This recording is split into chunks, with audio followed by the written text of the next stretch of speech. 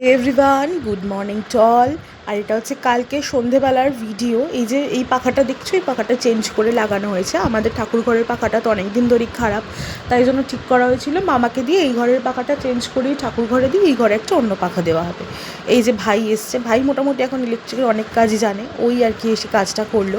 তো অনেক কিছু ভুল ত্রুটি এখনও করছে, যেহেতু নতুন শিখছে। পাখাটা প্রথমে উল্টো সেট করেছিল ক্যাপাসিটারের তার জন্য পাখা উল্টো ঘুরছিল, আর এই জন্য ওকে ভীষণভাবে আমরা দুজনে ট্রোল করছিলাম যে এত বড় মিস্ত্রি যে পাখা একেবারে উল্টোই ঘুরছে। যাই হোক, তারপরে সন্ধ্যাবেলা সবাই টিফিন করে নিলাম। আর কালকে খুব বেশি ভিডিও করা হয়নি, কারণ ফোনটা না একদম ফুল হয়ে গেছিলো ফটো ভিডিওতে, সেগুলো সব মোটামুটি ডিলিট করলাম। দেন কালকে সন্ধেবেলা প্রথম বসেছিলাম অনুষ্ঠানে, মানে লাইভ অনুষ্ঠানে।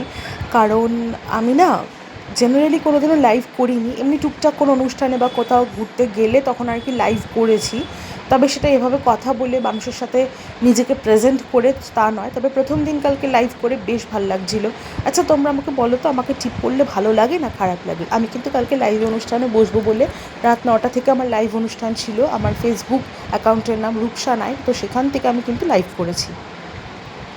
তো তোমরাই আমাকে জানিও যে আমাকে টিপ করলে ভালো লাগে না খারাপ লাগে। যাই হোক, তোমরা চাইলে আমার লাইভ অনুষ্ঠানে জয়েন করতে হলে আমার ফেসবুকের সাথে জয়েন করে যেও। আর আজকের মতো ভিডিওটা রইলো এখানেই। আর কালকে থেকে ভালোভাবে ভিডিও পাবে। আজকে সবাই ভালো থেকো, সুস্থ থেকো, টাটা।